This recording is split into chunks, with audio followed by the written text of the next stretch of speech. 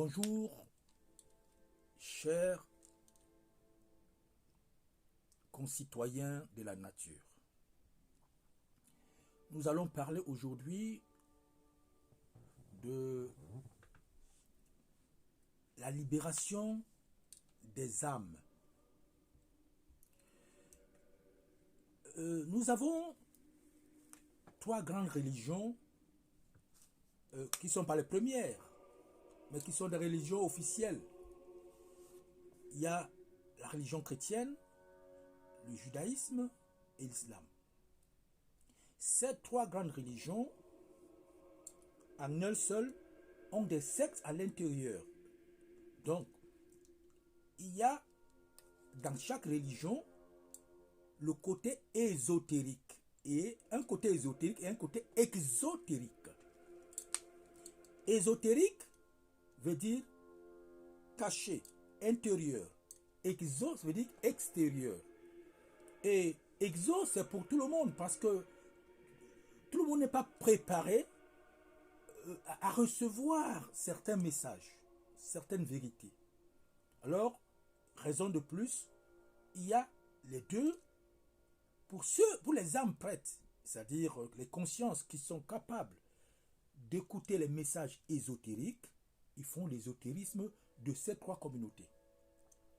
La même chose pour d'autres communautés, il y a le bouddhisme qui vient du brahmanisme, ainsi de suite, taoïsme, confucianisme, ça c'est la suite du brahmanisme. Et il y a d'autres religions. Il y a la religion première qui est la religion africaine, qui a aussi son côté ésotérique et son côté exotérique.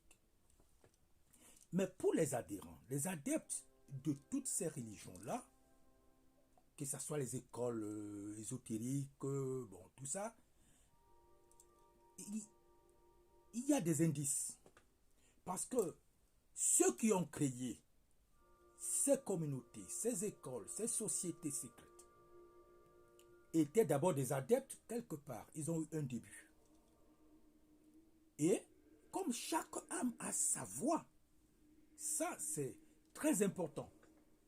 À savoir que vous avez votre voix à vous. C'est-à-dire quand vous suivez quelqu'un, un maître, à un moment donné, sachez que vous devez frayer, défricher, creuser, faire votre voie, votre chemin. Parce que vous n'avez pas les mêmes difficultés de la vie, le même karma et tout et tout. Mais ces voies toujours aboutissent à la source primordiale qui est l'éternel, le lobby. Mais quels sont les indices? Les indices sont ceux-ci. Un indice. Quand vous voyez déjà les limites de votre maître, parce que chaque maître a ses limites. Quand vous commencez à voir les limites de votre maître, regardez tout autour, il y a une voix qui se fait voir, c'est la vôtre. C'est-à-dire que ça vient de l'intérieur de vous. Déjà, vous atteignez la maturité à créer votre voix, à créer votre voix.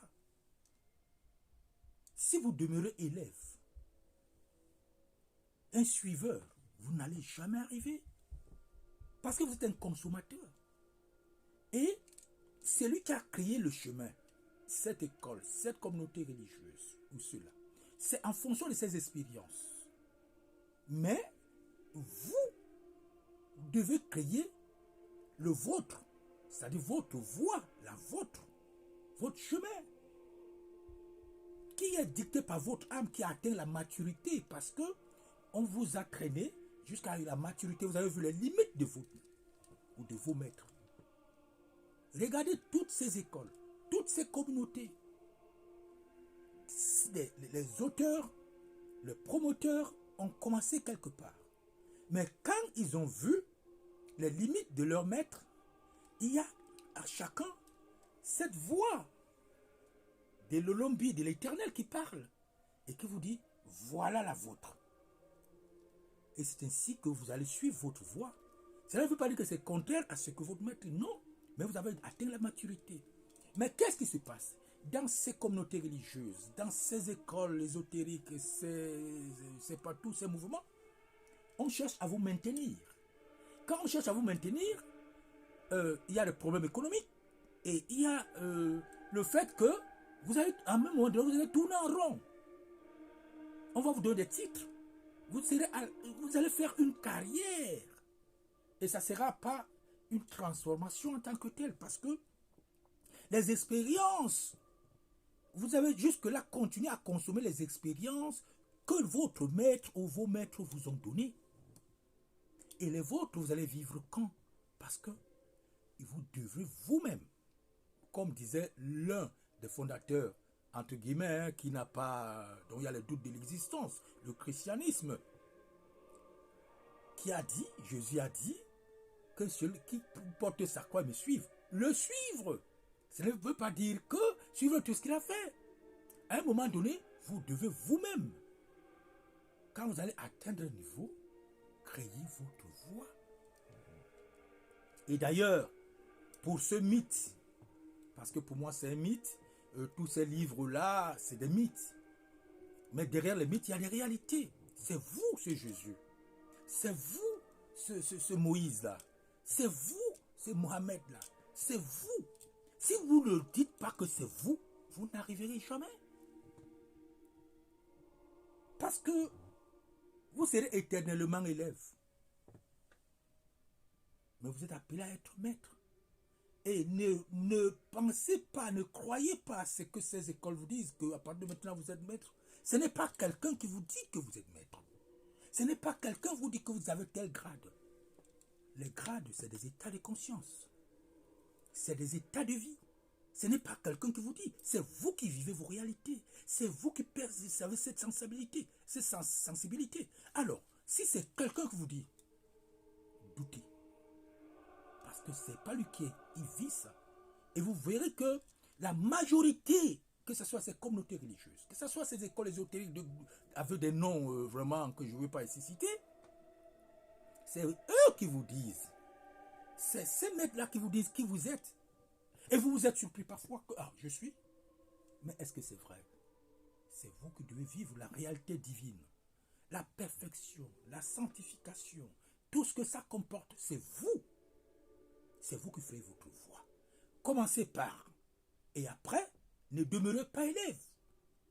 Non.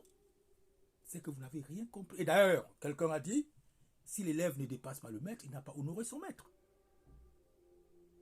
Il y a quelques-uns qui sont francs, mais d'autres, pour des raisons économiques, ne vous le diront jamais. Donc, cette vidéo, c'est pour vous dire, parce qu'il y a certains qui doutent. Ne doutez pas. Mais soyez des chercheurs. C'est-à-dire que ne mangez pas seulement de la cuisine de votre maître. Non, c'est un humain. Et en tant qu'humain, il a des limites. Qui vous dit vous connaissez qui vous êtes, quelle entité, quelles sont les expériences de votre âme? Quelle est la mission dont vous êtes porteur? Vous ne connaissez pas. Ce n'est pas quelqu'un qui doit vous dire. C'est ces gens qui disent c'est vous, ceci. Non. Vivez la réalité de la spiritualité. La spiritualité, on la vit. Ce n'est pas après la mort. Mais c'est pendant que vous êtes vivant. Donc, chers compatriotes, parce que la terre, c'est un village, c'est une nation. Nous tous, nous sommes des frères. Je vous exhorte à prendre votre courage à deux mains. Ce n'est pas quelqu'un qui vient vous sauver. Non. D'ailleurs, tous disent, on est venu vous montrer le chemin. Mais, à un moment donné, vous devez creuser, vous devez faire votre chemin qui correspond à votre héritage karmique.